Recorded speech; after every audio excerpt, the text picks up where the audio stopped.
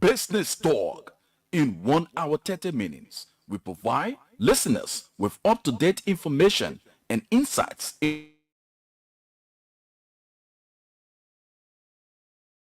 Business Talk. Gain valuable insights into the word of business as we provide societal librarian entrepreneurs insights into the world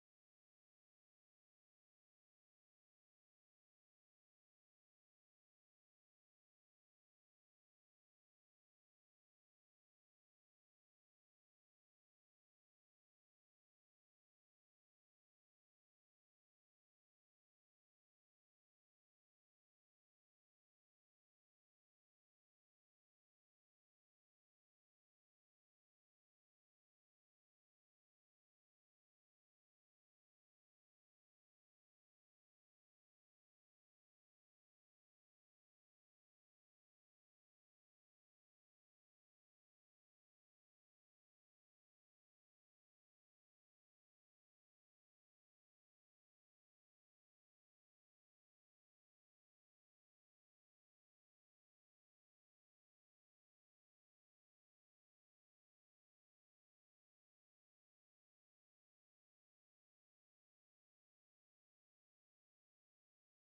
Listeners, join Love FM 105.1 and Love TV Live this and every Saturday from 2 to 3:30 p.m. for the program Business Talk. Gain valuable insights into the world of business as we profile successful Liberian entrepreneurs in and out of Liberia as they provide business strategies, entrepreneurship, and financial planning.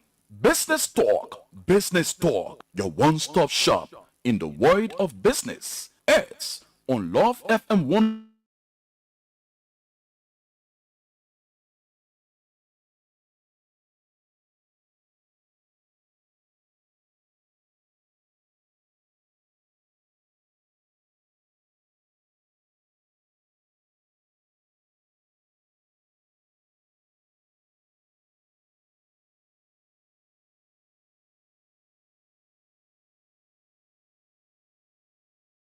So today is another wonderful time of discussion. Your discussants are here, the people who provide the knowledge for you to get to understand what is happening in the world of business. We are talking about something very important today, liberalization in key economic sectors. So it has been very happy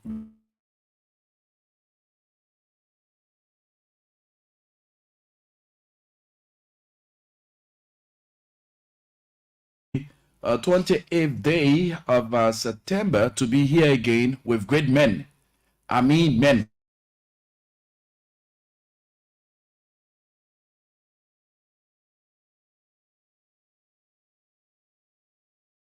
perspective. My name is Rufus Divine Connor. Mr. Alvar Tokpa Jr. is on the other end in the USA. Mr. Alkina R. Phillips, he's also on the other end. And I'm on the ground here doing the twist and turn, getting all those sounds through your radio. So without much ado, from my end, I say good afternoon.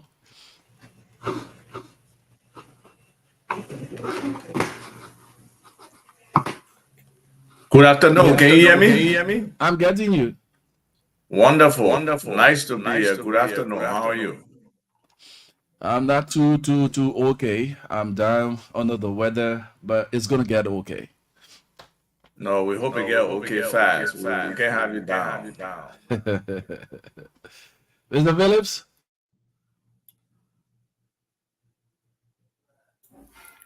Everything is good morning, everyone. Good morning. Good morning. Everything is fine on my end. Avi, I'm still backstage on your platform. Bring me on the stage, please.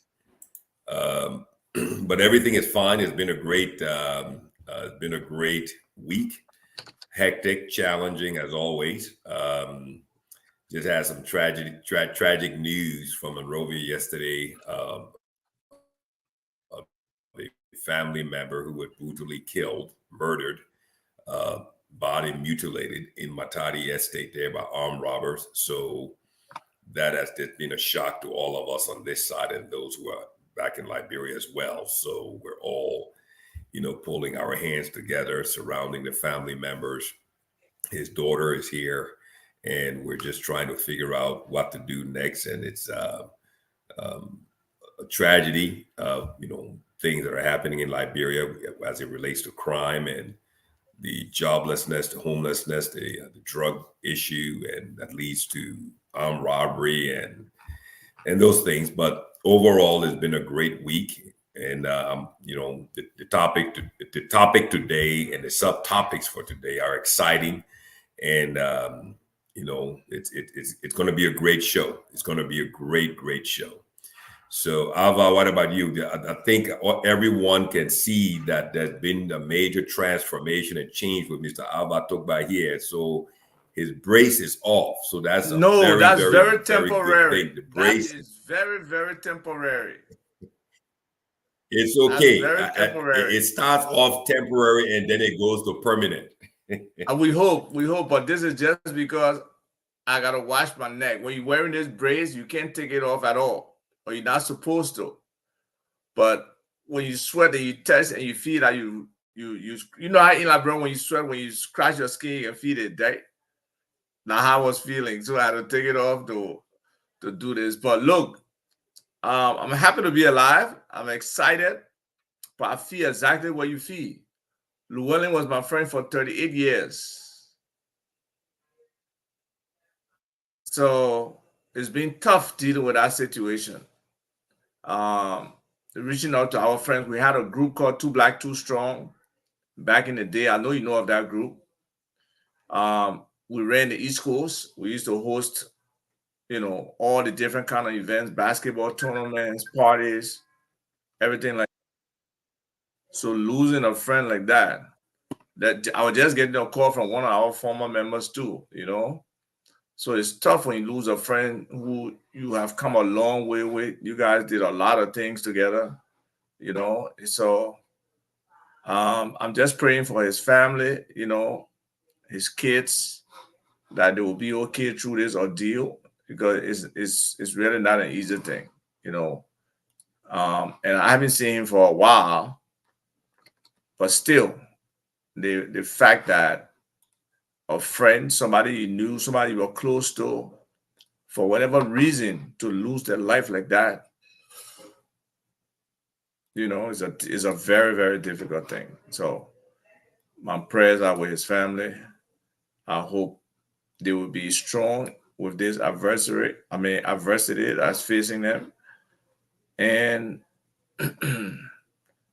it can bring some serious attention to the need for an emergency system, an alarm system, because from what I heard, people came first.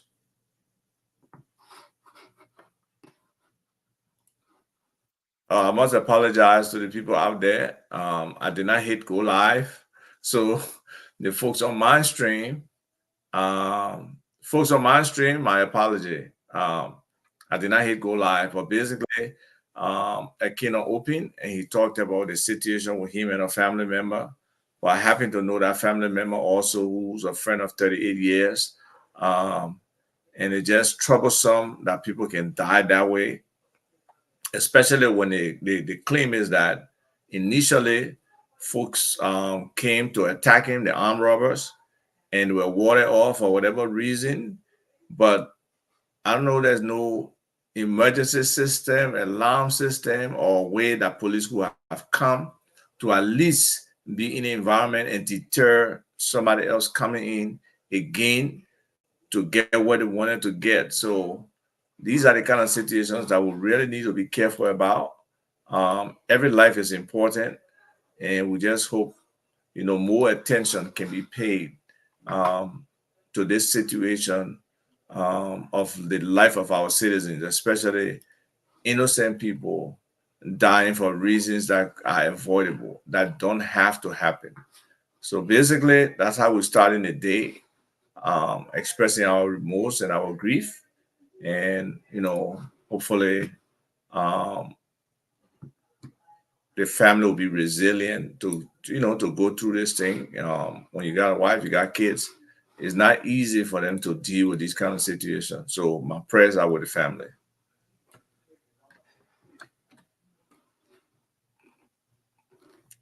Akino? Yeah, Rufus, let's go straight down. Let's jump straight into this. Let's jump into this. Alva, I'm still backstage on your side, so please let me in. If you can hear me, I'm still backstage. Um, but let's jump straight in. We've decided today to go through some top 10 economic sectors.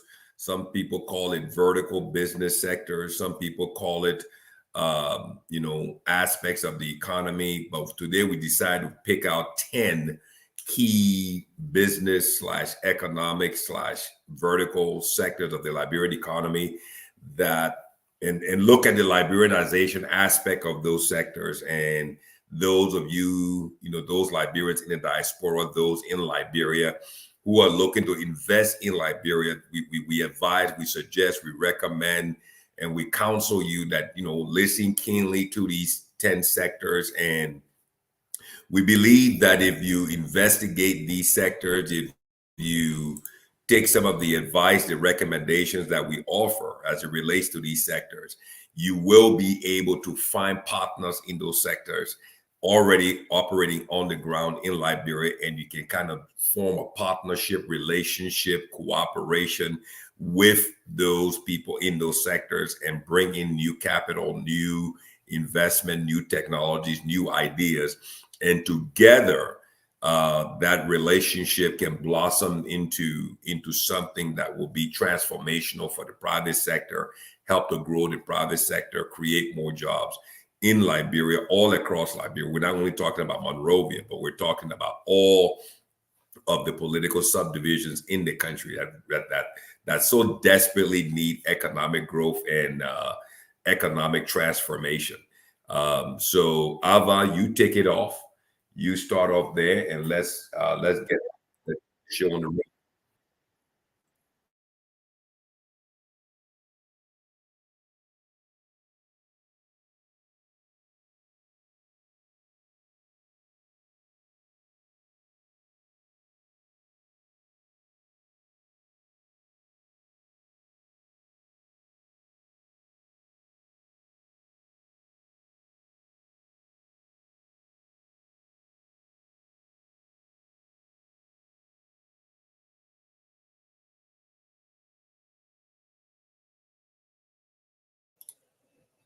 When they set these businesses aside in 1998, I don't know whether any analysis was done in terms of the progression of these different Liberian businesses and how they fared in these sectors. But then when they created the Investment Act of 2010 under Madam Salif, I believe they reduced it to 16 sectors.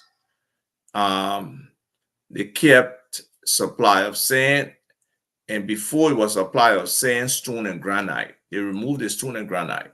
And I believe that's because that's a space the Lebanese people were jumping into. So they gave them that. Block making, peddling, travel agencies, retail sale of rice and cement, ice making and sale of ice, tire repair shops, auto repair shops with investment of less than 50,000. So if somebody invested 75,000, it would come from anywhere and be able to do auto repair. Videos clubs, before it was cinemas, now it's video clubs. So anybody can own cinema now. Before it was really only Liberians that could own cinemas. Shoe repair shops, retail sale of timber and planks, operation of gas stations should be only Liberians. Operation of taxis. Before it used to be taxes and trucking. Now trucking is for anybody. So you can see, and then the last three are importation and sale of secondhand or used clothing. But I know for a fact there are Lebanese people in our business, foreigners in our business. Distribution in Liberia of locally manufactured products. We hope that is Liberian. Importation and sale of used cars, except authorized dealerships which may deal in certified used vehicles of their make. So this allows authorized dealerships to sell along with Liberians as well to sell used cars. So we see whatever we are exclusively entitled to have been shrunk. But to the larger question we're talking about in terms of the larger economy and the sectors that, are kind of available for Liberians to participate in, the first one I would pick would be the agriculture sector. There are huge opportunities there, but also to reap some of the benefits, especially when it comes to the high level investment benefits, right? It will make sense for Liberia to come to build a critical mass around some things, right? Some people may be able to do it alone. Like I know somebody who's trying to do pineapple, and they are set, they are moving. The next step now is to get some of the incentives that's offered in these different sectors by whether it's the National Investment Commission or whether the Ministry of Agriculture specifically, in terms of duty-free and other things. So Liberians need to understand these sectors and need to know where the opportunities exist. So something like agriculture, it could be from smallholder farming to, processing,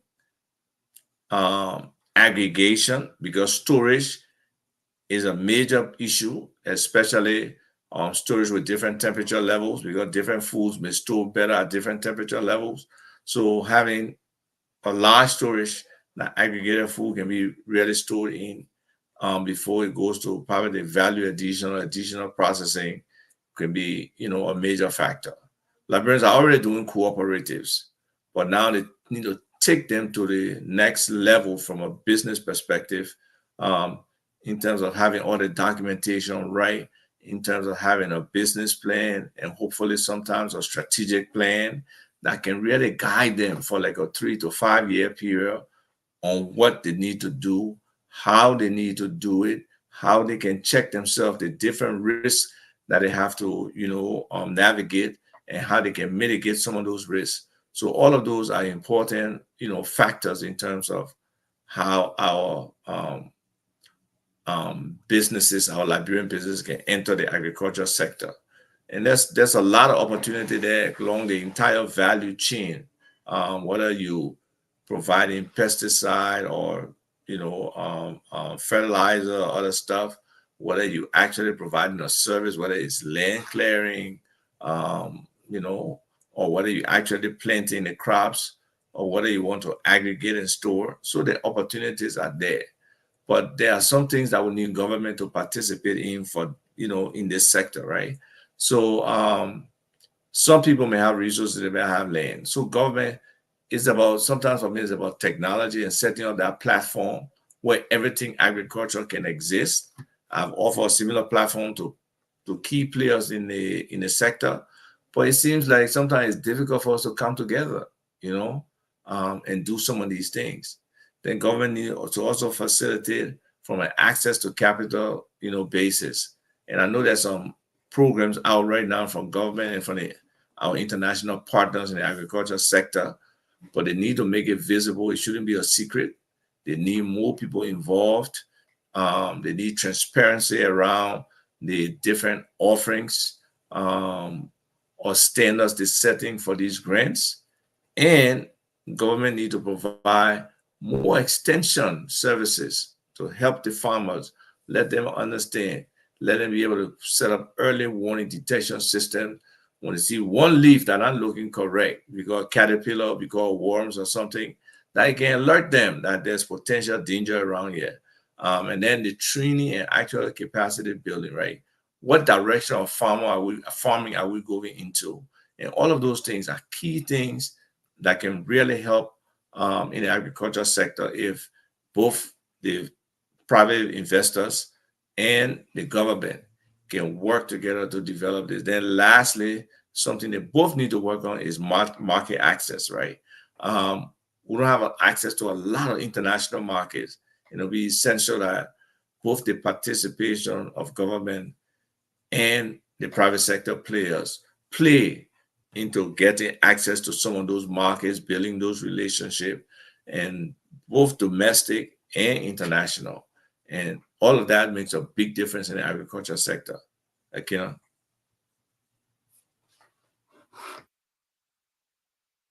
Just okay. So thank you for that explanation. So on agriculture, for example, so using the word agriculture is such a broad term because, as you know, as you just so effectively and professionally articulated and broken it down, there's so many subsectors under agriculture. And as you mentioned, just the value chain aspect. The challenge remains for Liberians, especially like we talked about last week and the week before. How can Liberians in the diaspora, effectively, properly, professionally, technically engage, right, with the Liberians at home who are in these various parts of the economy? So I think for me, I believe that Liberians in the diaspora who, like you so rightly talked about last week, who have all of this access to capital. I think what we need to do and what we're not doing, what we're not exploring, what we're not engaging in is having these discussions with those Liberians who are on the ground. So take, for instance, somebody who already has a 250-acre farm. So the person already has a farm on the ground. He's already planting either cassava, produce, or maybe he's into rubber, whatever the case it is. Have you engaged that person? Have you explored the idea of saying, look, man, you already have the farm. I've got some capital. I know you're running the farm, but where can we meet in the middle? Let's explore how we can do some kind of a cooperation. Maybe you have somebody on the ground who's already fighting to produce cassava chips. Okay, who's buying it from other growers. So I think, where the Liberianization aspect can be greatly impacted in the agricultural sector, it continues and it remains between the Liberians in the diaspora who have this desire to go home and actively participate in things that are happening home, as well as Liberians in Liberia who are already in those sectors and doing different things there. I think once that bridge is built and people start walking across that bridge, then we can start the true economic private sector transformation within the country in the different areas. Let's just take, for example, one geography between 15 Gate to Todi and to Kakata. There's so many farms there. There's so many farms. That's a major agricultural belt between, let's say, Iron Gate or Lakere Junction there, all the way going into Swain, all the way going on the Bambagida Highway, all the way going into Bomi. There's so many farms there. That's a major agricultural belt. Then you take all the way from Cotton Tree, going all the in in towards Lac and Buchanan. That's another agricultural belt. So I think Liberians in the diaspora need to use, need to really build the link, the relationships, engage in,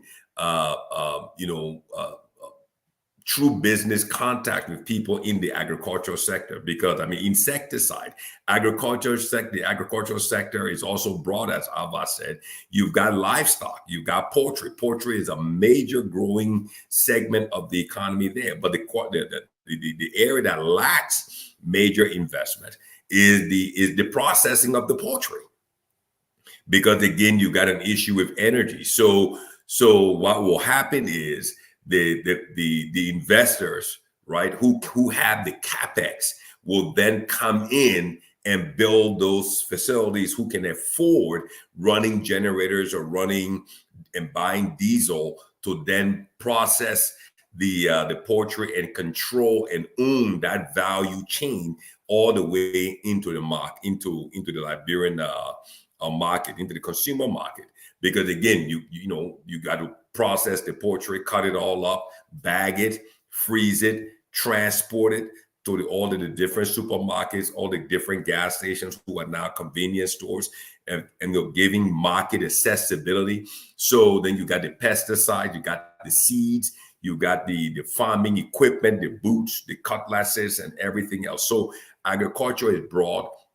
And I think those who have done agronomy in different schools here in the U.S., this is a major aspect that we can truly participate, and the true vision for Liberianization in this sector can truly be felt to bring about economic transformation in different parts of Liberia. So diaspora, write that down.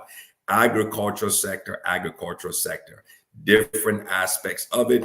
And if you don't want the local, if you don't want the expats or whatever the case you want to call them, Lebanese or whatever the case is, to participate, to get into these sectors, then we, the diasporans, we have to step up. I mean, correct me if I'm wrong, Abba. We need to step up. We need to step up. We can't keep complaining and, excuse the word, bitching and moaning and saying these people are controlling. No. We need to step up our game, put our money where our mouth is. And that's the only way we can bring about the transformation, by properly engaging the sector. This is our country. Bombing County has so many opportunities. Why are we not engaging? Why don't you spending time on Facebook throughout the week? You see so many young Liberians showing all of their pepper and the different thing that they're producing from their farms. Have you reached out to that guy on Facebook? Have you engaged him? Have you spoken to him? I think the initiative is with us. So that's enough for agriculture. You want to move on to the next? But just the point you made just now is very important, because there is no organized platform where the potential investor and the entrepreneur can kind of meet. And that's why I tried to set up with the folks in the agricultural sector, but they have not gravitated to that platform where everybody identifies themselves, see where your interest is, your background and stuff. And then, if you got that message, you can give it. Like one of the young guys I sometimes help in the agricultural sector, James Cully, he's a Galava Cully. He's about to harvest 150 acre rice farm, and he needs some support. But you see, when people say help is a relative term. People want to invest. People are interested in business. So investment can help you, but it's not coming free. So the perspective or perception that some people have that things should just be free, it doesn't happen. I know the NGOs and the international community has spoiled us to some extent with free stuff, but we have to start learning now that, to get value, to get money, to get this and that is something you either have to earn, or something you got to take on credit, or it got to be an investment in you. So people just need to respond at that level. That will be easier for us to build an ecosystem or community where those who need certain skills and talent and those who have them can come together and be able to work together. Yeah. So this other area to me is a hot area, right? Is something that our country has rested on for the longest time. But unfortunately, I don't think Liberians have really benefited from that sector. And that's the mining sector. It just is a combination of, mining and natural resources, let's say. Because when I look at the oil sector, there could be opportunity for Liberians there too. When I look at the mining sector, there's huge opportunity for Liberians. But I believe the same way we got agricultural cooperatives, we should build mining cooperatives. Let there be a concentration of the effort. And then we got to bring technology into mining. Right now, a lot of the artisanal and other people, they play got gold vein, and they got some remote perception about even like diamond. People be telling me the diamond that in the ground can be moving, it can be avoiding you. I'm like, I don't believe all this kind of stuff, man. Come on. But because it's the mindset that exists in that sector, some work needs to be done there in terms of training and, how the white people they got no witchcraft, but you can't convince some of the guys that we did the white people got one of medicine to follow that down or to do whatever it takes to get to the natural resource. But the opportunities are there. And then when we look at the whole supply chain in the mining sector, right now I'm hearing metal steel. They building their own water factory. They can be doing their own cement and other stuff. So what does that leave for Liberian businesses who want to provide services and support in those areas? What are they doing? They're building their own ecosystem completely. To me, that's not correct. The government needs to do something about it, get to them and try to let them know there have to be opportunities for Liberians. Then they're hiring opportunities in those places.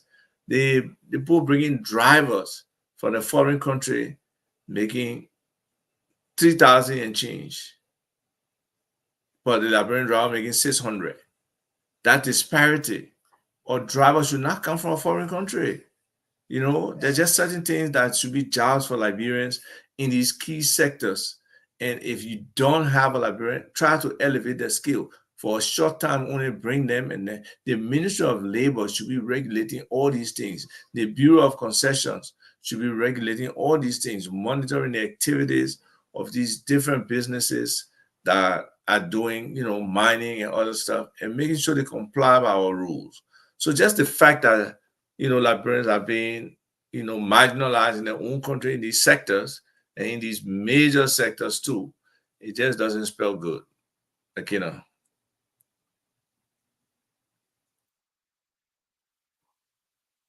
Thank you, Avad. Just to summarize what you just, if I were to put everything you just put up, what you just discussed and explain and articulate it into one word, I would say education. Most of these sectors, we need major educational plans or educational programs or seminars where knowledge is presented, knowledge is given, knowledge is expanded across those in the areas. And I think one of the things that really hinders Liberia's transformation and its growth, okay, is the lack of knowledge, the lack of understanding, the lack of teaching, in these different areas. Take, for instance, let me just confirm it. Why is it that the Ministry of Agriculture, that is over a major sector of our economy for transformation? Because Liberia from its founding, right, even before the settlers came, we were an agrarian economy. If I'm wrong, somebody tell me, were we doing mining? Were we doing anything else? We were an agrarian economy. We were called the Green Coast. That was who we are. So that is a fundamental part of who we were from our inception. So why is it that the Ministry of Agriculture is not properly, effectively, fully, decentralized into all of the counties, into the county seats of government? Why is it that we don't have these young agricultural graduates from the different, vocational and university schools across this country on Pempen, as we'll say? The Pempen is not the number one mode of transportation in Liberia. Going to all of these, areas across the county and acquiring the data and setting up training for these, people who have farms. We've got GPS capability today with the GPS device that fits in the hand, just like your mouse, that you can use to, put in the coordinates for that person's cassava farm, agricultural farm, rubber farm, whatever the case is. Why are we not doing things in a practical way so that we can acquire the data? So, okay, now let's move it over to the mining sector. So why is it that the Ministry of Mines and Energy not properly, effectively, thoroughly in all the county seats of whatever cases in geology, putting them on motorbikes and putting them into all of these areas to train, to teach, to educate, have seminars for people, document them, teach them the who, the what, the when, the why, the how, as to this mining? Because again, as you know, look at the case of Ghana. You read up on Ghana today, almost 90% of Ghanaian rivers are what? They are polluted. They are polluted. Go and look it up. If anybody thinks, confirm it to me either on Facebook or whatever the case is. The artesian mining in Ghana has now polluted all of the rivers with a bunch of chemicals used for gold processing. And now they're killing the fish, and they're killing all the cities and towns, or towns and villages along those rivers and all of those streams. And it's a major problem. So if the knowledge, the teaching, the education is not properly done in Liberia, and these artesian miners find their way on a plane or on a bus and come into Liberia and say, well, we can do the same thing here. What they've killed there, they will only come to Liberia and duplicate the same challenge there and do the same thing there. And we will not be in a prepared state to mitigate, to address, to tackle, or to deal with this. And this is a problem. So in as much as there are investment opportunities in the sector, I think one of the major investment opportunities in the sector is teaching, educating, informing, and enlightening the locals and the ministry itself, so that we can then, use this sector as a means, as an instrument for transformation across this country in our economy. Now, let's go over to the other point you just mentioned. These concession agreements, that are written, that are documented, that are signed, and then, they go over to our House of Representatives or to our Parliament or to our House and Senate, and then ratified and made into law. The employment segment of it, how is it that a driver driving a truck is someone that has to be brought from a foreign country to come and drive a truck on a road in Liberia? Explain that to me. And how can we tolerate that? So now we become our own Judases to sell our own people. If the guy is bringing 5 drivers to train, to teach, to educate, right? Liberians who have graduated from BWI and diesel mechanics or whatever the case is, LOIC or Don Bosco, whatever the case is, to teach them, to train them on how to operate the vehicles, operate the cranes, and then move that, that let there be a transitioning path where they come in, to bring forth all of the education, the training, the know-how, and then they transition out and let Liberians come and transition in, so that Liberians can now hold those roles to teach, to educate other Liberians, to drive the truck, to drive the trains, to drive the locomotive, whatever the case is. Why should we always have this same problem? 5 years ago, 10 years ago, 15 years ago, 20, are we not learning? Are we not learning? Because the definition of insanity is when you keep doing the same thing over and over, again, and expecting different results. This is, what role is the Department of Immigration playing on this? Who gave those guys work permits in the country to come and drive a truck? So I think, the mining sector, you talked about the set aside. And one thing about Ava, he keeps using the word value chain. And that is something, diasporans and local Liberians need to write down, the value chain, because mining is not just all about going and, digging rocks and cutting down the hills. There's a whole value chain of services that those mining companies need, because if you think the money is the iron ore, you miss the point. The money is not the iron ore. The money is all of the value chain services that surround the mining of iron ore. So that's an education by itself. It's just like oil and gas. Offshore oil and gas is not, the money is not in the oil. No, the money is not in the oil, because that's to drill the well, that's to do the exploration, take you anywhere between 3 to 5 years. But it's all of the services that surround the offshore drilling and oil and gas production, because nobody brings the oil on shore. They bring an FPSO, they put it out in the Gulf of Guinea there, off the coast of Liberia. That oil is not coming on the shore. They will produce it there, they will process it, they will put it in the FPSO vessel, and they will sell it offshore. It never comes on shore. Only the services are provided from onshore.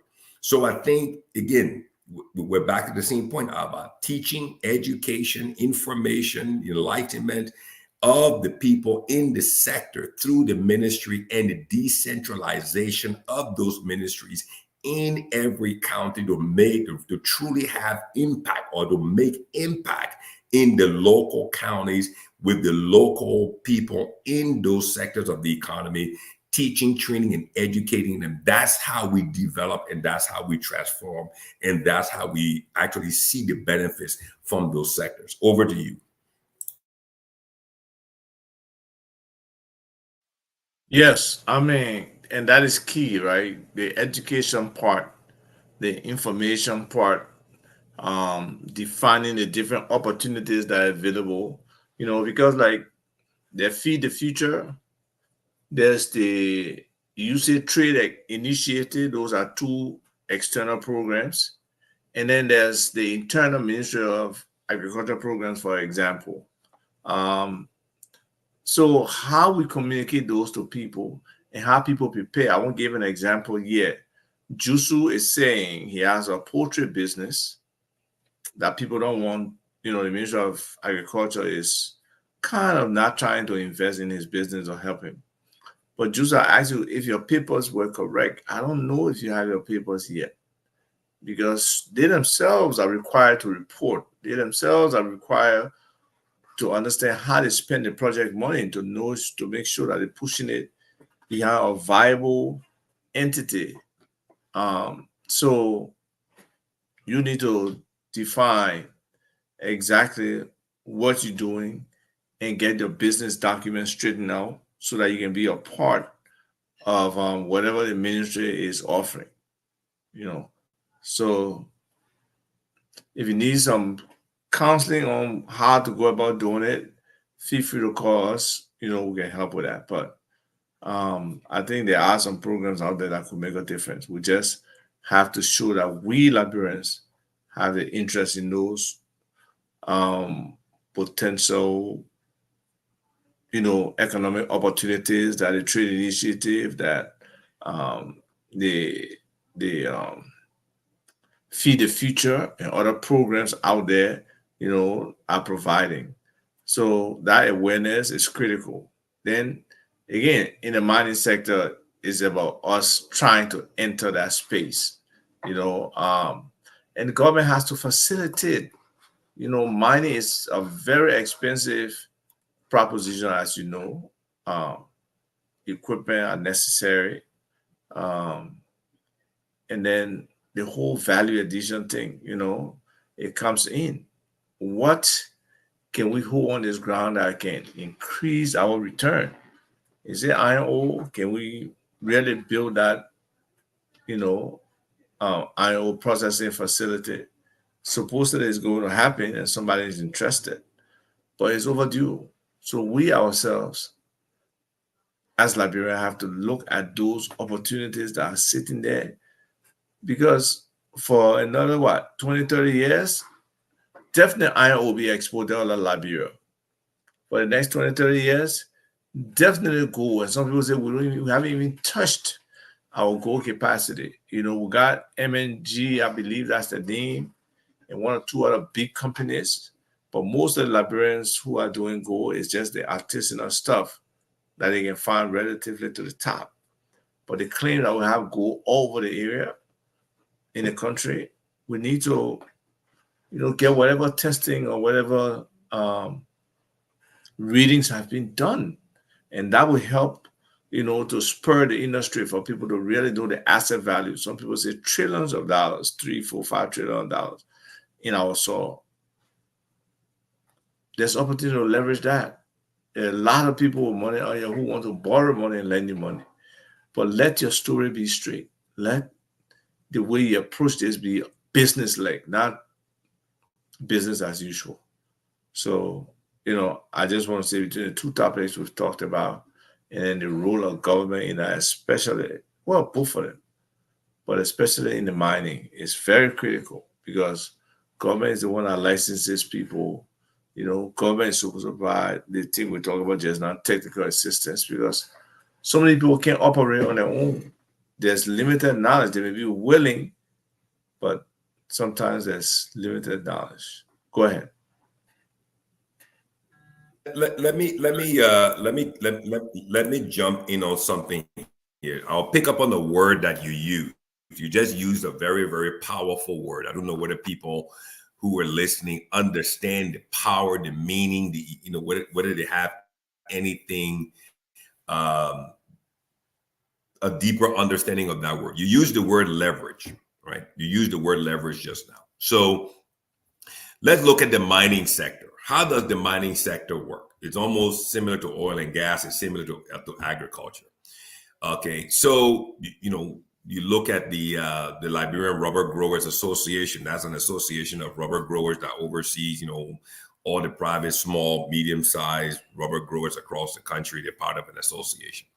So one of the most important thing in business when it comes to these mining companies, or it comes to oil and gas, or it comes to agriculture, you need to understand the power of leveraging, right? So what is leveraging? So let's say, for example, we were on the topic of mining, and then we'll tie it back to agriculture. So let's just say, for example, you go and you plant, Ava, myself, and somebody else will go ahead and we plant 1,000 acres of cassava.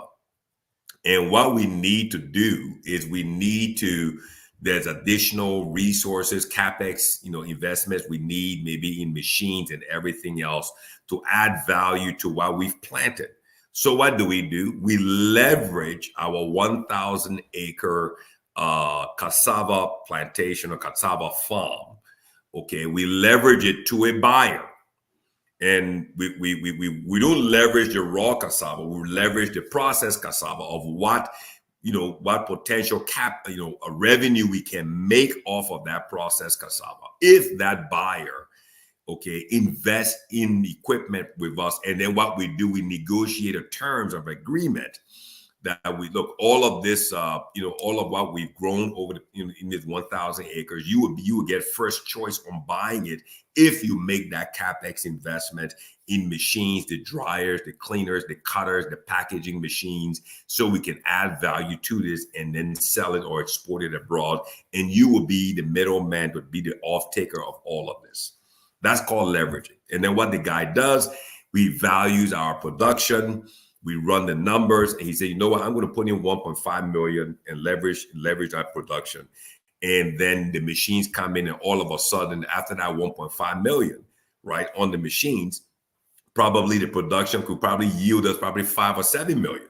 So he gets his 1.5 million out on the beginning because we leverage the production, and then the rest of the profits we can revisit the investment where he now that he has gotten his money out of the initial leveraging investment for the machines, and then we can go back and say, well, you got it at a 20% discount because you made the CapEx investments in the machines. Now that 20% is out, you're going to have to buy it at the actual price. And then we can now open our sale market to say, well, you can't not be the only off taker, but because you help us to get us to where we are, and all of that machine equipment remains in ownership of Ava and myself, of our company.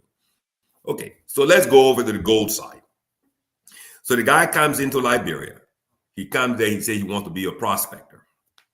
Okay. We give the guy a prospecting license. He goes and he does a few boreholes in different strategic areas. He GPS the coordinates, take the soil from 2 and 3 and 500 feet below the ground, sends them off to Europe. They tell him what is there. He uses Google Maps or any other advanced mapping software, finds out what all is in those strategic areas. And don't forget that the borehole is going deeper and deeper. So that means he can input that data into software that would give him a 3-dimensional, right? Height, depth, and width of that landscape. So now all of a sudden the guy sees how much gold is there. So what does he do? He now takes all of that mining license that we've given him. And what does he do? Back to the same key word. He leverages all of what is there because we don't understand the importance, the power. We don't have the knowledge, nor do we have the wisdom of what it means to leverage. So the guy takes our natural resources that we hand over to him because we don't even have the understanding of leveraging. And he goes and he leverages it with a banker. who gives him $80 million to go and bring a whole bunch of machines and equipment, because that banker is going to be the off taker of most of that gold and become a partner to the guy. So when you see all of these guys coming into Liberia to do gold business, they're just leveraging our natural resources with the mining concession agreement that they get with people who will be off takers of the mining materials. And we are left with just collecting GST on that which comes out of our soil.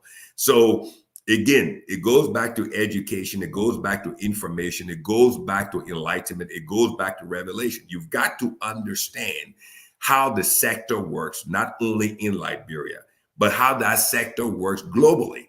Because now when you go to play with the big boys, you can't be, you can't, all you know how to play is free time ball.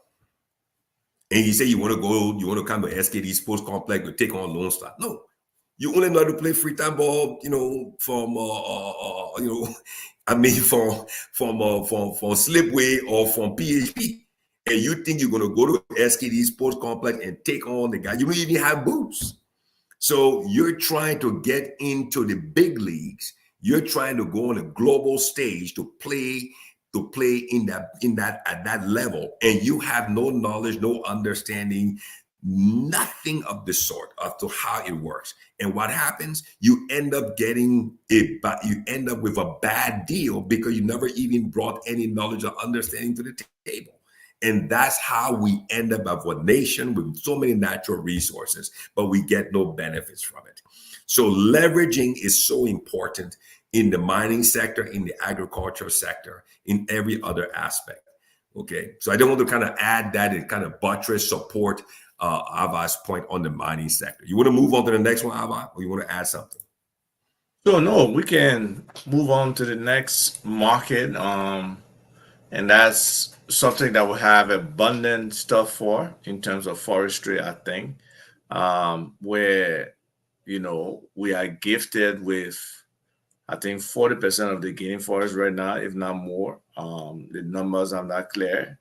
But that's an area that has been exploited from us, and our logs of all kinds are just taken out of this country.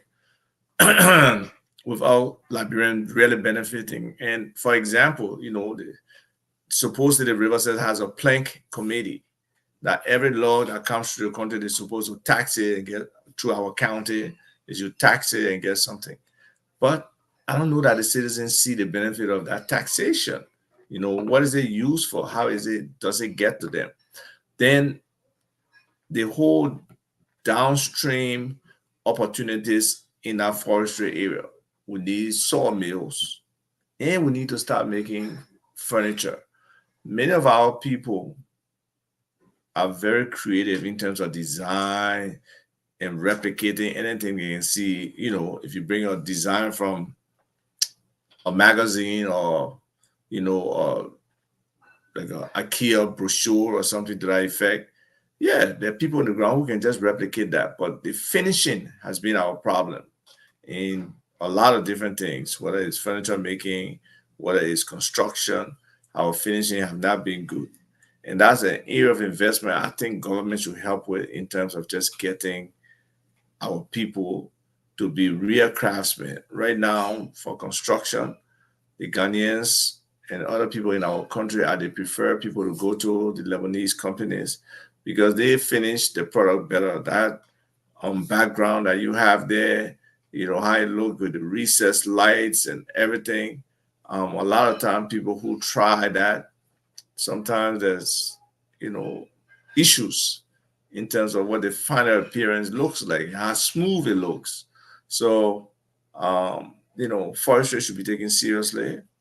I think we can make serious furniture in our country. We have the wood, and we can be on top of the reforestation because with no climate change is here. We can't just cut down our forests and now rebuild or restock. And the EPA should also be an integral part of that. The FDA, the Forestry Development Agency, I believe, should be an integral part of that. And we need to find a happy balance where we exporting we're able to add value to our, logs, and we're able to, create furniture. If we can do that and get Liberian businesses involved, then training them, starting from the people in the forest who are cutting the tree all the way to the final stage on sustainable development practices as relate to forestry and the environment, I think we have a chance to be successful. And then the one other thing is there's a lot of tribal and communal land, and people come to them. There was this incident with the something called PUP, I think, or private use permit, where people were allowing the communities were allowing people to use their land. They were abusing that, and instead of getting a whole concession, they were just getting a bunch of different community land and making money off it, but the benefit for the citizens were not there. So we got to change it. We got to find a way that our citizens can really be blessed and be a participant in whatever revenue is being derived from our natural resources. Let me just chime in here on the timber / logging. Again, Avi's favorite word today, right? Value chain. So if there's any takeaway from the show today, we're going to make sure we beat it into your head. It's all about the value chain, because there's no money in the tree. That's what you have to understand. When you cut down the mahogany tree, you cut down the teak tree, or you cut down the hardwood tree, there's no money in that tree. Understand this. If there's anything to understand here, that's a one-shot deal, meaning that you only eat once from that tree when you cut it down and you export it.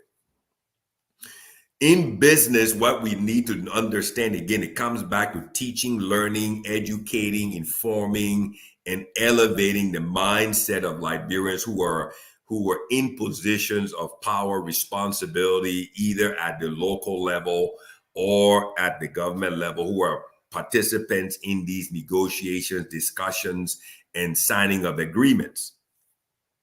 The value chain, the value addition process, the value added process, that's where you create the most amount of jobs. That's where it is that process that really impacts the local population, the local community, to truly create jobs, provide opportunities, and ultimately introduce transformation in the lives of people, bring about socioeconomic infrastructure development, and most importantly, as Ava talked about a couple of shows ago, creating wealth at all levels of the Liberian society.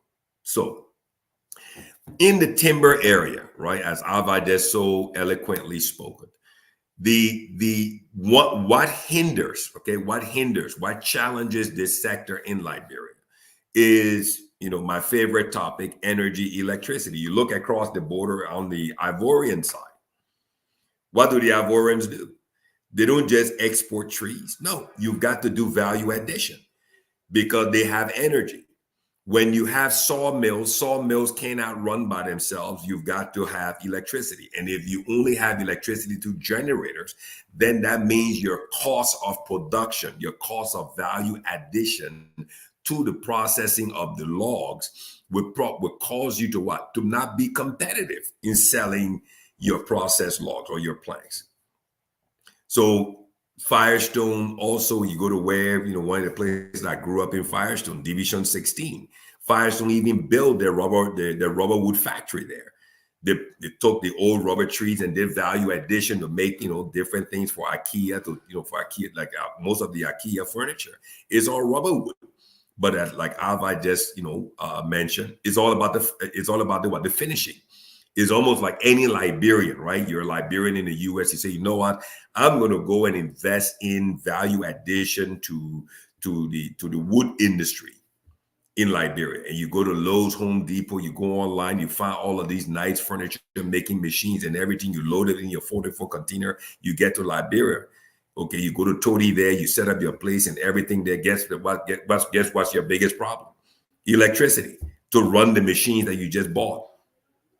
So then what happens, your investment is now choked, and it's ultimately going to die a slow death and find yourself to the cemetery.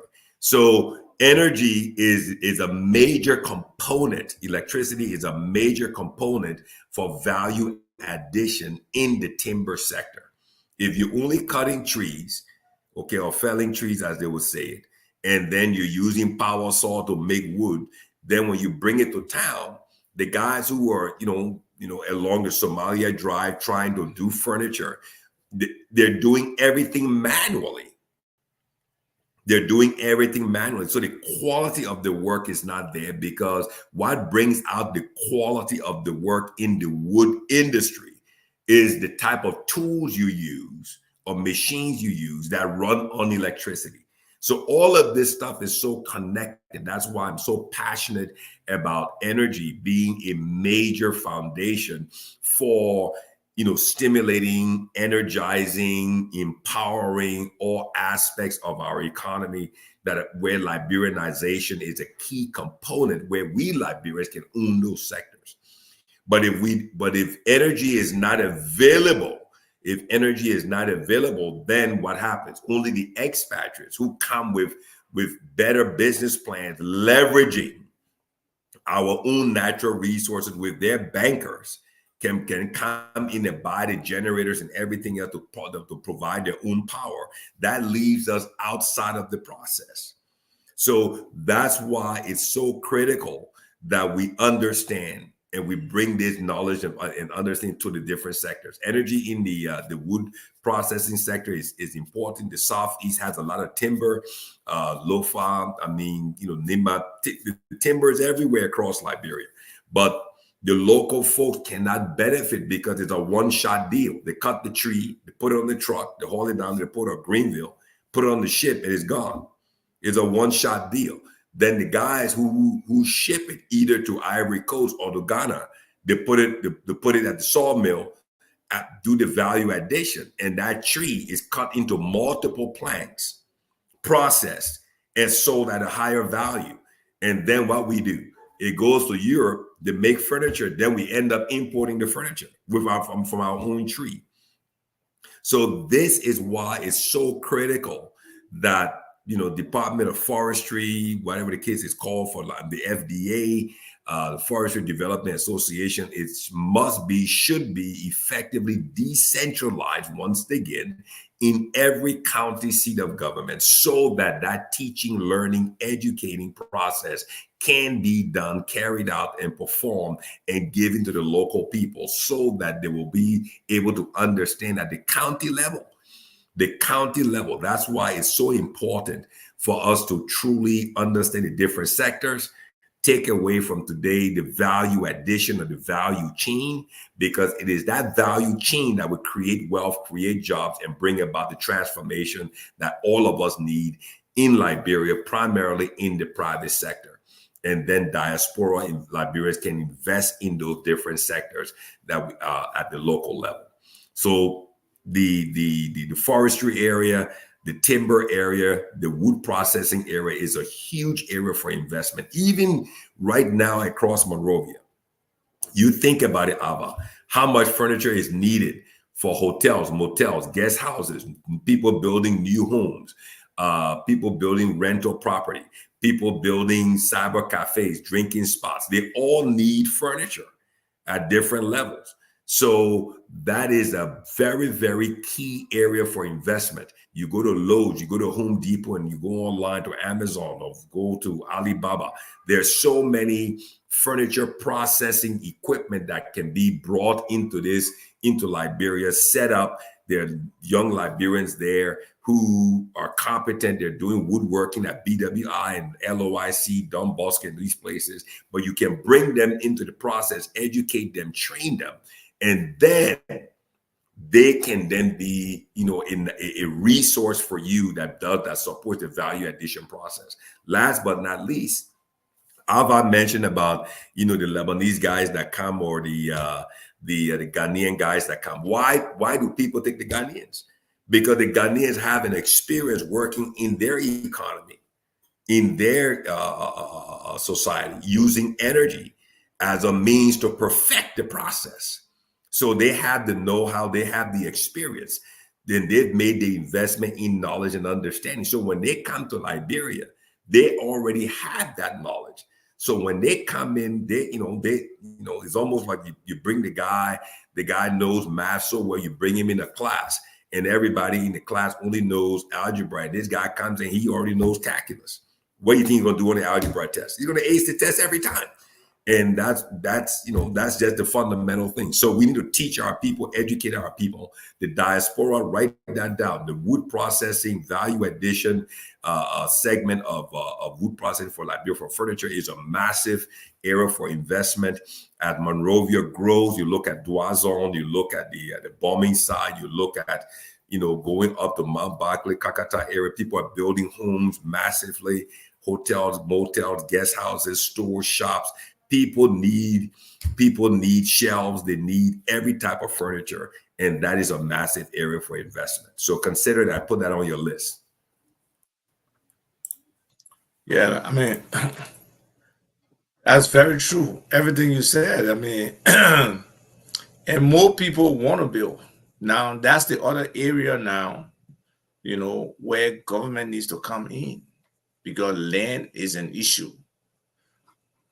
Land ownership is an issue, and it's very critical that we resolve that problem. And in another space, we are trying to work with Liberian Land Authority to see how we can help in that respect. Similarly, there are international companies that may want to come in to do for us what we can probably do for ourselves. So it's about how government sees liberalization, because liberalization is just all over how we involve local content in any of these opportunities that exist from a government contract perspective, government redoing just about everything about governance, because we know the way we govern right now is not perfect, and we need some changes. We need some shifts. We need some adjustments. So how they make it viable for Liberian businesses, for Liberian entrepreneurs, from whether you're contracting from government or creating the space of the liberalization policy, or liberalization as a whole concept for all of development, all of the economy. So we just need to make sure that we understand those things. I was just discussing with our friend George Famula, and I'll try to say he can come on for a few minutes. We're talking about, a recent agreement has been reached with the Special Economic Zone Authority, Liberia Special Economic Zone Authority. You see my sweetheart? She's trying to make sure my neck is correct. Rest on him. Stop talking. He needs to stop talking. That's a woman who loves me, okay? So let me try to send a link to George to see if George can come on for a few minutes and engage us on this topic about the free zone and the need for electricity. One of the things that you have talked about forever, and the performance of that sector, which is a different story. But it's important that people understand from some other perspective the passion that different Liberians have about developing Liberia, Liberian participation, us being able to do what we are able to do within our economy, but sometimes we are not allowed to do. So, hopefully George can give us his perspective. I've sent him the link, and I hope he can come on if he has the time. And I hope he understands our little arrangement where we are, coming in from two different platforms. And we explain that to him. If he comes on one of them, that is important for him to, okay, there he goes. You need to come onto the other platform as well. Sometimes we do have a little echo problem, George, but I was just sharing with them the link I shared with you about the Liberia Free Zone Authority and the potential for expansion. And you were talking about the challenges with reference to connectivity for those areas. So if you can, touch on that a little bit, that would be great. This echo. Yeah, I'm not sure why I have this echo. Okay.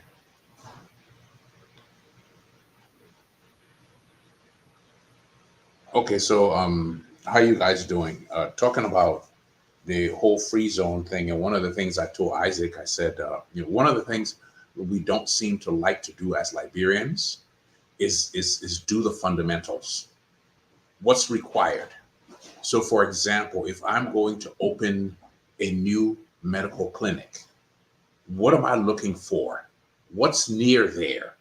What infrastructure is in place for me to get to say I prefer this location versus another location? Okay. So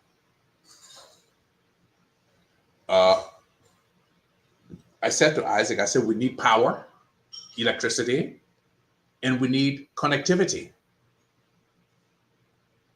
So, I think I said to you, Isaac, that in 1998, I was building change management systems for the Boeing Wing Responsibility Center in Renton, Washington. And this was to ensure that every change in specification was run down to all of the suppliers down the chain, so that those changes came through in a manner that was clear, it was understood, and everybody could follow it. That's one thing. The other thing we have to understand is that if we're going to mass produce anything, we have to have standards. In the US, they have the National Institutes of Standards and Technology, right? So what does NIST do? Everything, go ahead.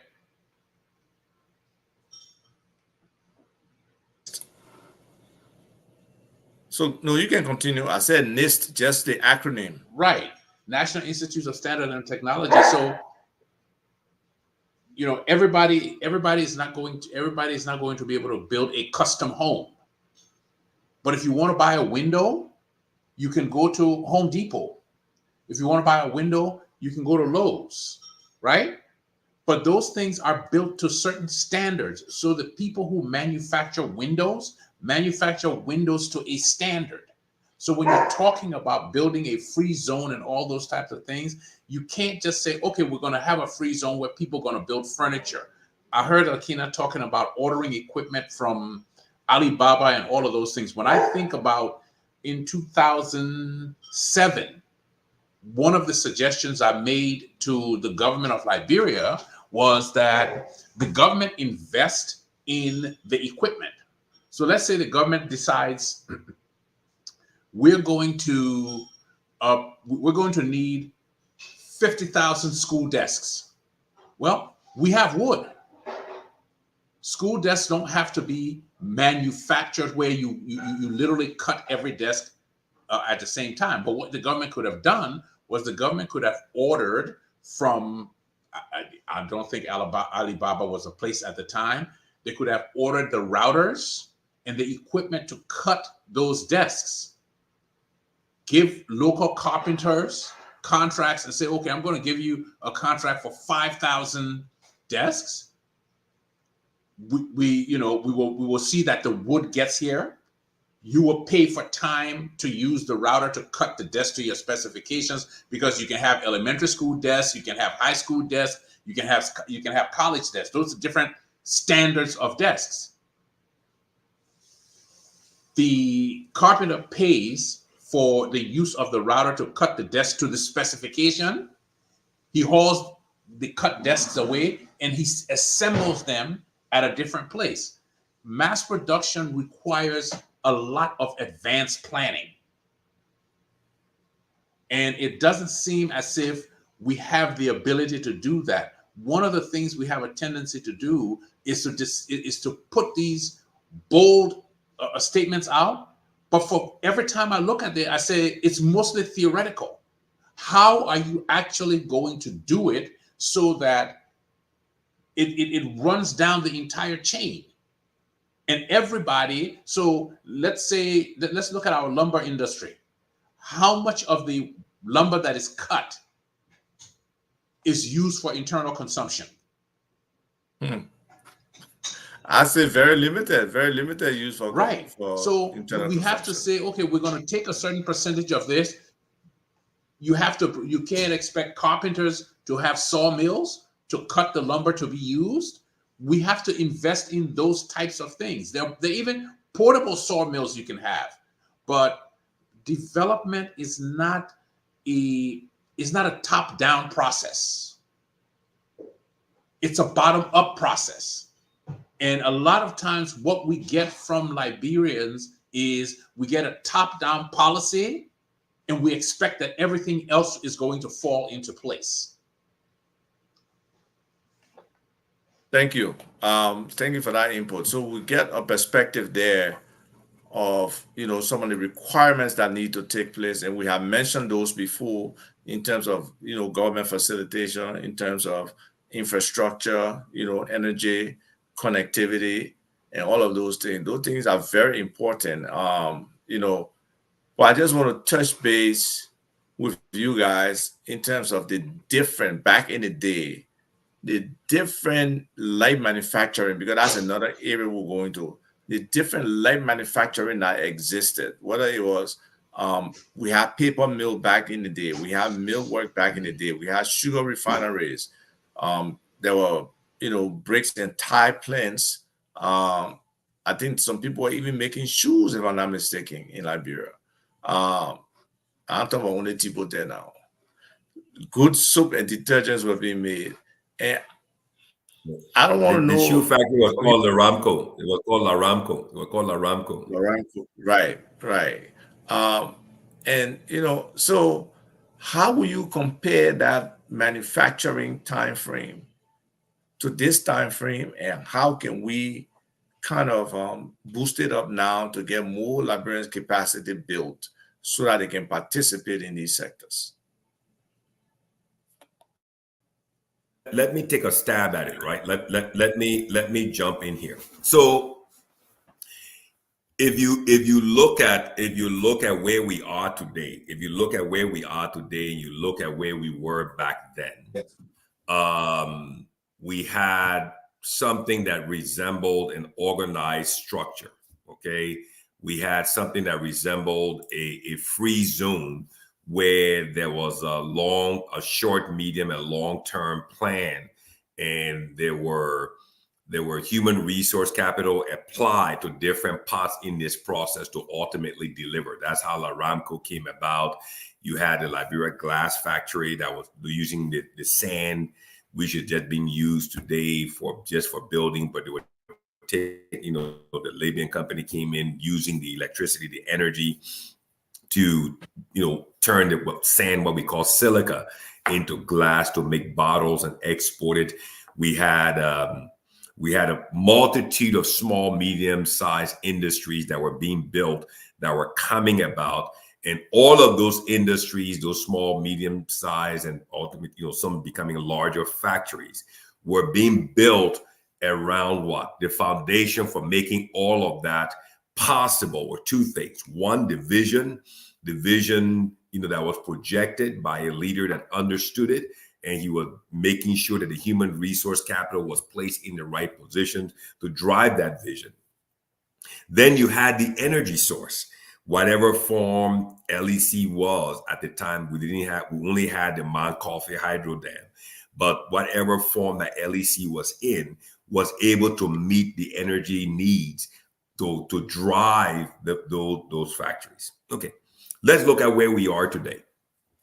Where we are today, if you consider, okay, so for me, I like to believe that the glass is half full. The glass is not half empty. I don't believe that Liberia ever got to its full capacity. So I don't believe that the glass is half empty. okay, I believe is half full. So meaning that we have more technocrats today. Locally, we have a larger diaspora today. We have a wealthier diaspora today. We have, the country is more open. We have more road infrastructure today. We have, more building infrastructure today. But what's lacking today? What's lacking for us today is division. And as you mentioned, George, we need industrial parks. And I don't believe that government is the answer to everything. That's my position. I believe that the private sector can drive these things. And I believe that something that resembles an industrial park with maybe 400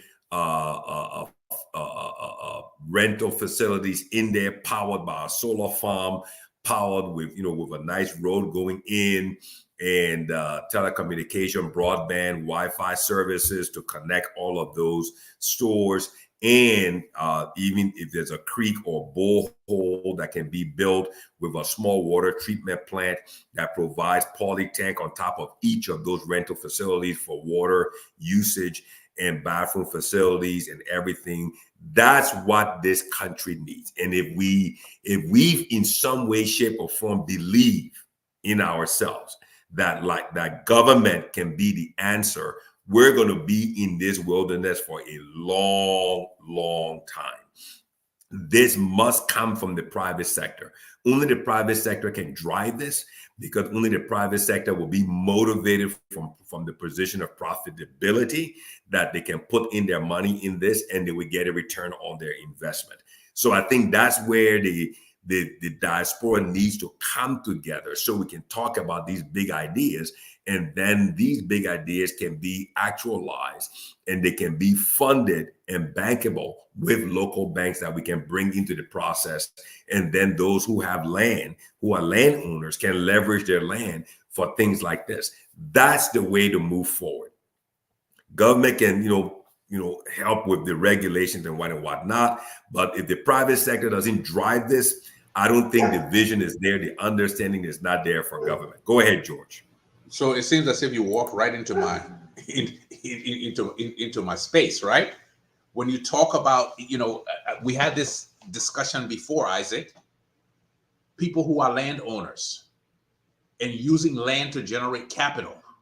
You can't use land to generate capital if you can't define the provenance of the land, i.e., who actually owns the land.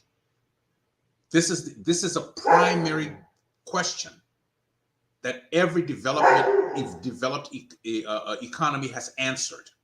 We have not answered that.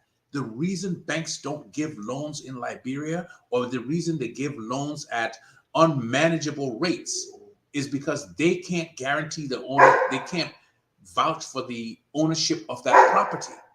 So again, government has to fix that. That's not a private sector thing at all. Everywhere in the world where land records are concerned, those records are created and managed by government. There has to be an authoritative standard that's not done by the private sector.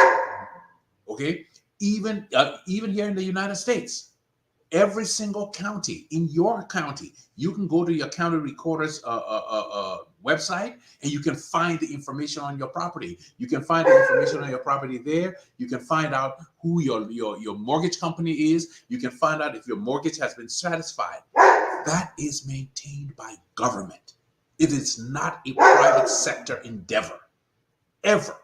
Nowhere in the world. So we need to disabuse ourselves of what government can and cannot do.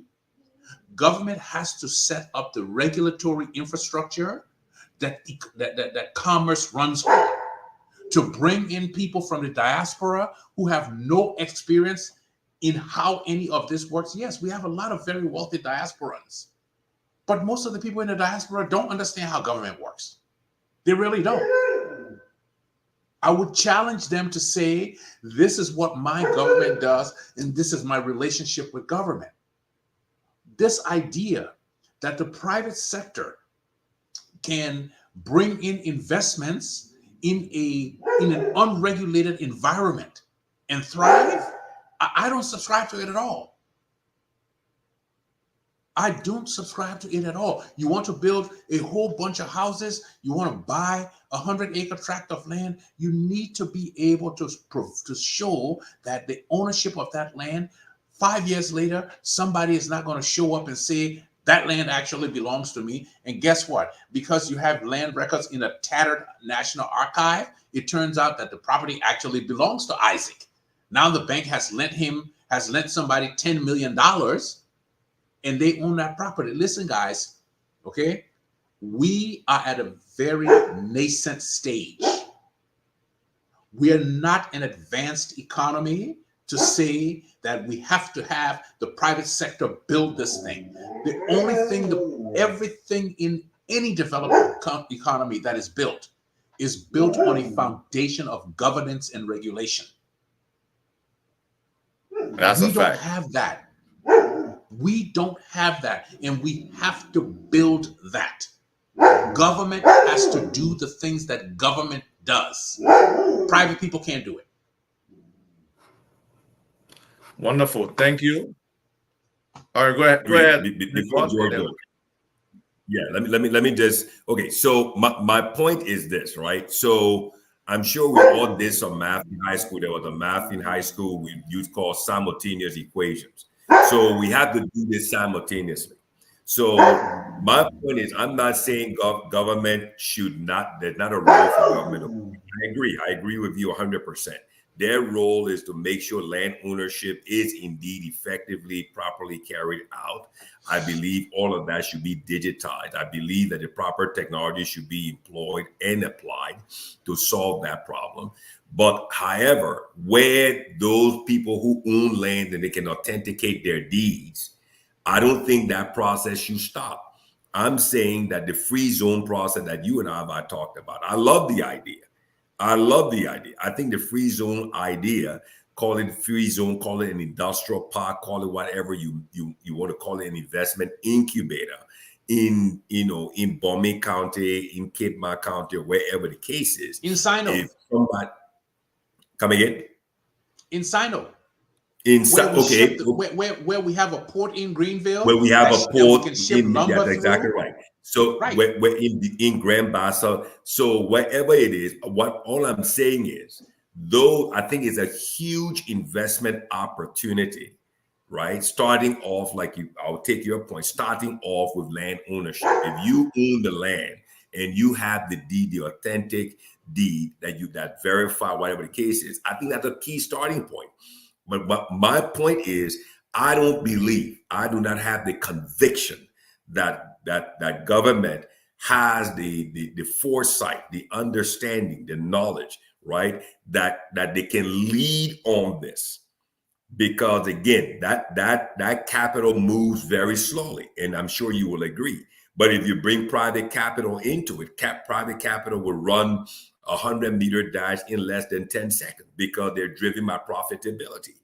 So I think, on that's something that's truly needed. And then within that incubator, industrial park, free zone concept, we can now create the transformation, bring the companies into that environment and produce and do the value add, and then all the supply chain and everything else. And then the value chain can work within that environment. And that, I think, is what the country needs in every county. And like you rightly said, those counties that have ports along the coast are strategic starting points. And those counties that are close to the national airports are very strategic starting points.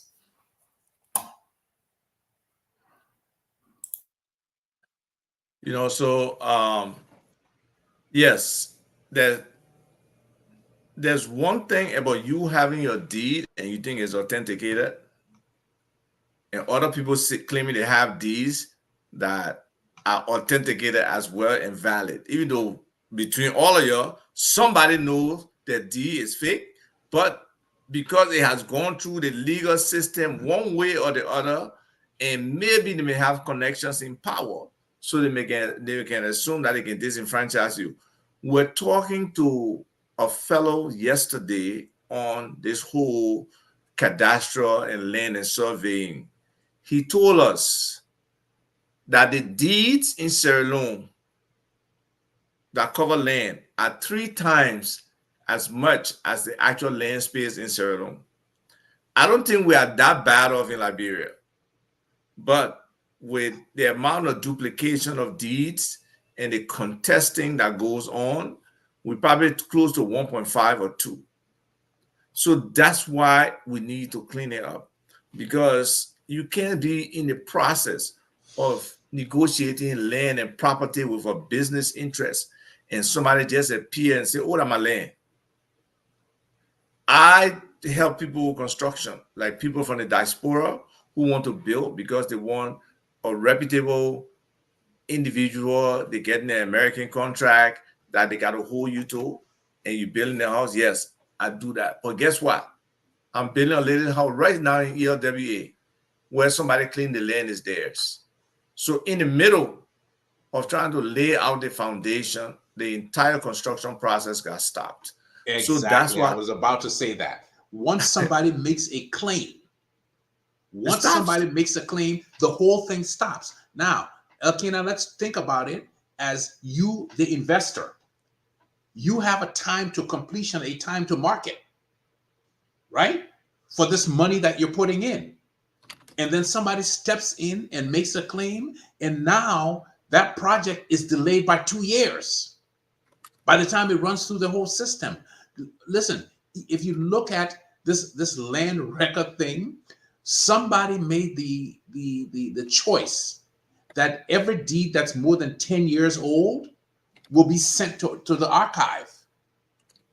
It's almost like saying that every child who is older than 10 years old will stop counting their age. Because land doesn't age. So now, if you decide that you want to act on property that you inherited from your father or grandfather, that deed is not in the formal record system at LLA. You now have to go to the archive, do a manual search for it, hope they find it, and hope somebody else doesn't show up with a deed that they claim is older. Listen, only government can fix this. We can't build a private cadastral. We have the technology to assist the government, but the government has to be the authoritative source for these records. But you know, let's go back to this free zone idea really quickly, Isaac. Sure.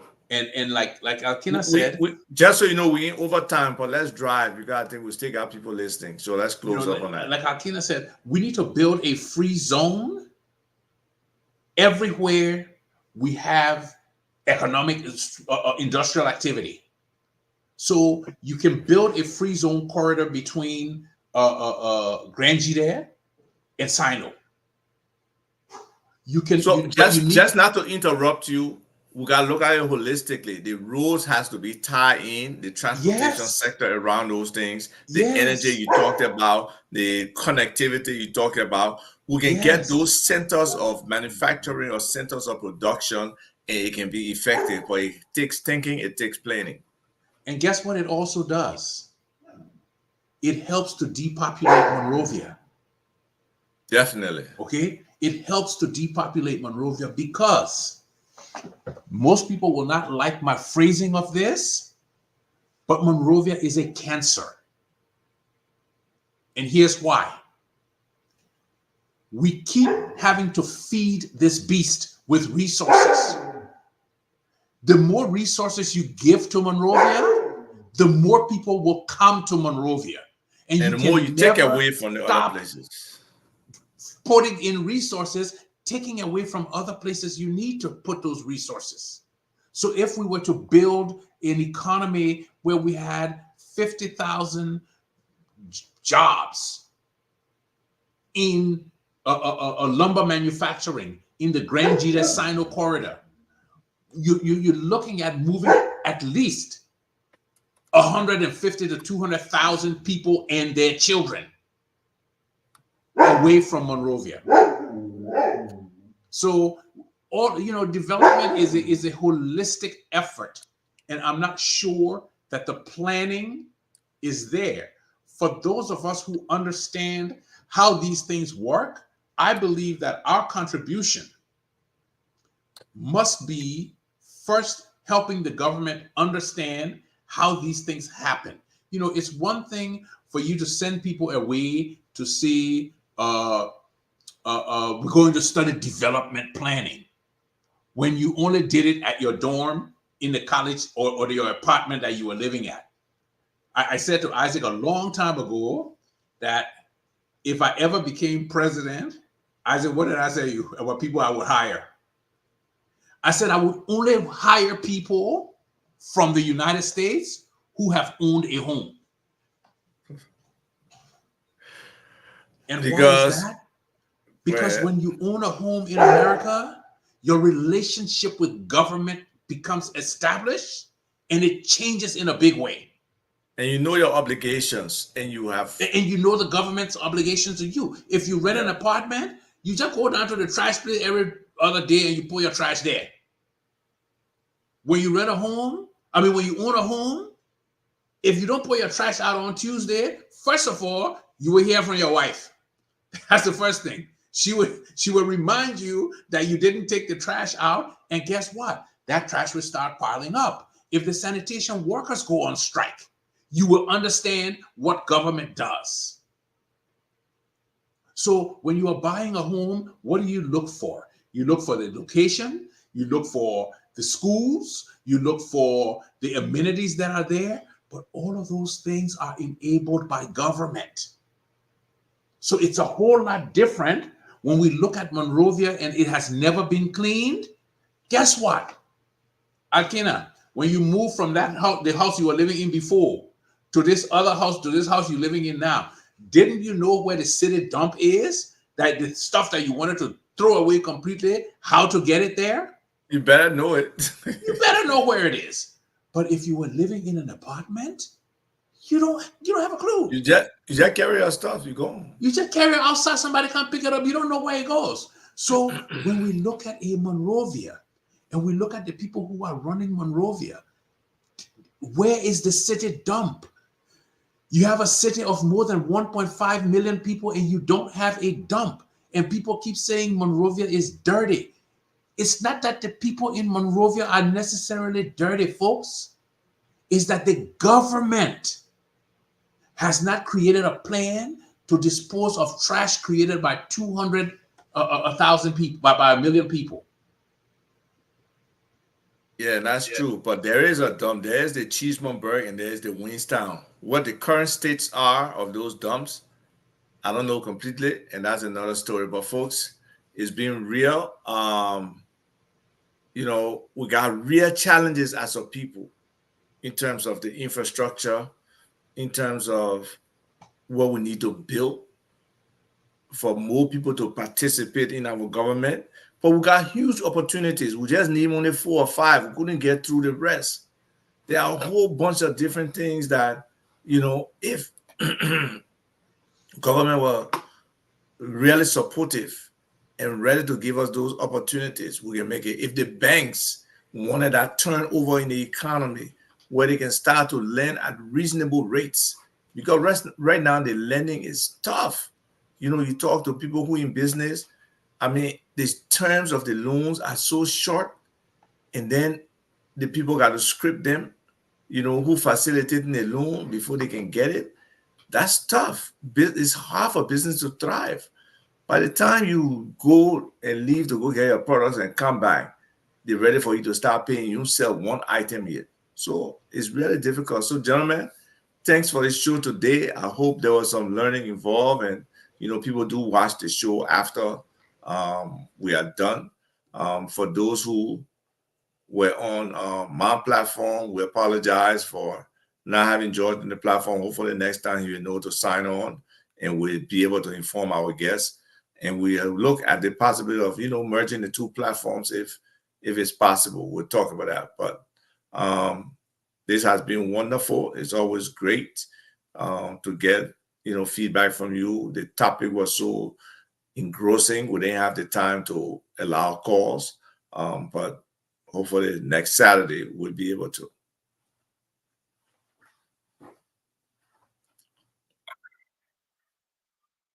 much, Rufus. Thank you so much for the opportunity once again today. I think what we'll do next week, we'll just continue with those sectors and segments.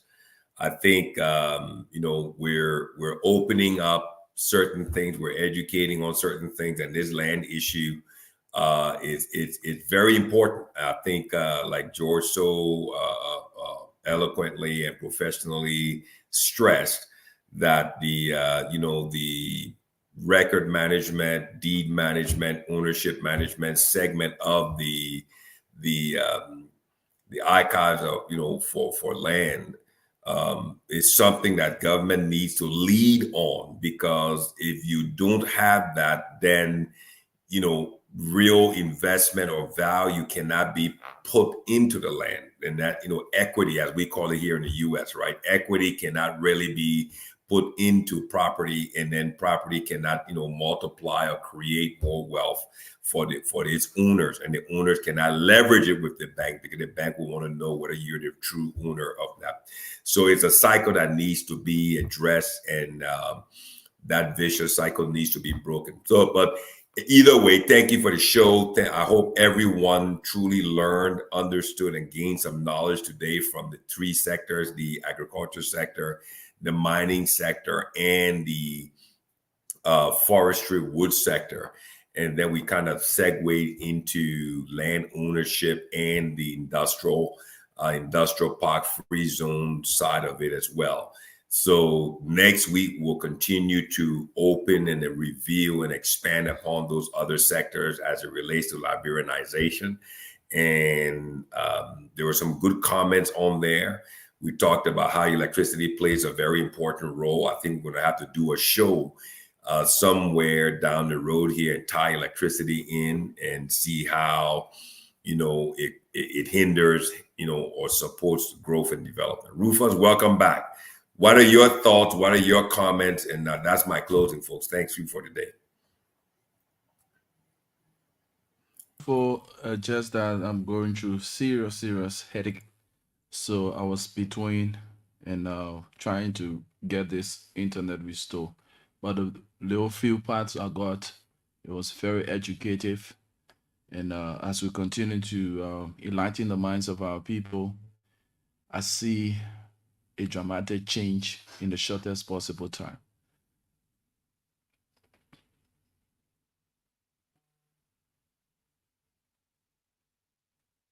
You got me? Yeah, I will just say, like he said, we touched on those other topics, but next week, hopefully we can cram in, we can finish the manufacturing. The stuff we're talking about, land and other stuff, relates to construction and real estate. We incorporate some of that in that. Then we'll talk about tourism, the fishing and marine situation. That's one thing that really, kind of gets to me, especially when you see the kind of fish and lobster, other stuff that the one or two catches people can do, when they do their own thing and they're standing on the street selling it, just shows the huge potential we got there. Then we'll talk about retail and trade. We've mentioned trade before in some of the different things we talked about, but we can go a little bit more in depth. Then telecommunications, that's your area too, and technology, Akina.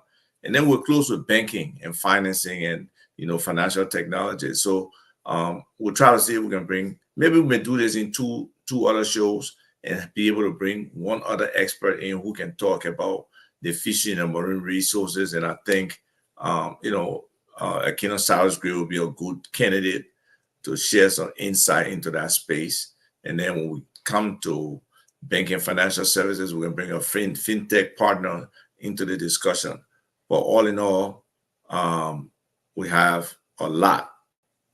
We have a lot to push to our people. There's a lot of opportunities here, but there must be work that the government has to do, and we in the private sector have to do as well. So thank you for the show. Rufus, I hope you take some medication and get well soon. The people need you, your students need you. School starting tomorrow. And Akina, have a wonderful weekend. Thank you.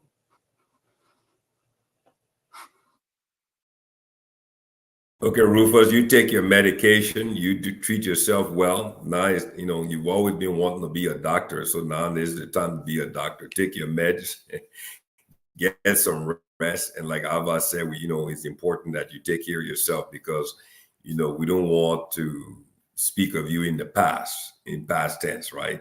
So take care of yourself. You only have one body. You only have one life. Okay. Take your meds, get some rest, and hope to see you next week and talk to you throughout the week. Thank you so much. Bye-bye, everybody.